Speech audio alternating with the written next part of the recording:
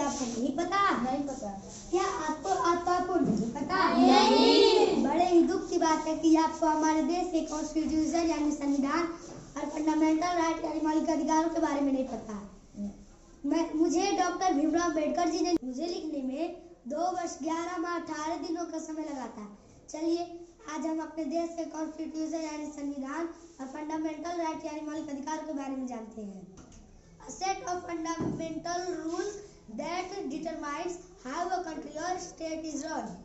किसी संस्था या आदेश द्वारा बनाए गए वह नियम जिसके माध्यम से संस्था का सुचारू ढंग से संचालन हो सके उसे संविधान कहते हैं। संविधान कहते हैं। संविधान कहते हैं। हमारा पहला मौलिक अधिकार है समानता का अधिकार। समानता का अधिकार। समानता का अधिकार। Right to equality. Right to equality. Right to. दूसरा मौलिक अधिकार है स्वतंत्रता का अधिकार। स्वतंत्रता का अधिकार। स्वतंत्रता का अधिकार। Right to freedom. Right to freedom. Right to freedom. तीसरा मौलिक अधिकार है शोषण के विरुद्ध का अधिकार। शोषण के विरुद्ध अधिकार। शोषण के विरुद्ध अधिकार।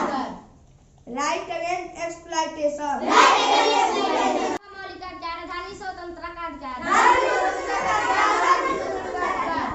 Right to freedom of religion. Right to freedom of religion. Right to freedom.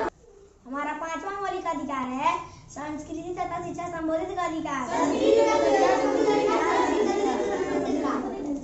Culture educational right.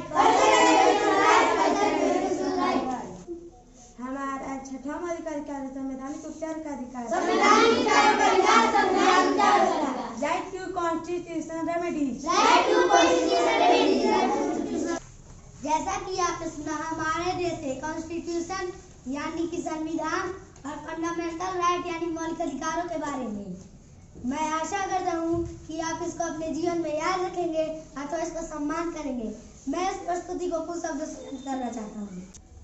मान दूं सम्मान दूं या तुझे मान दूं, मान दूं सम्मान दूं या तुझे मान दूं, बोल वतन तेरे लिए क्या दूं, चांद भी देना पड़े तो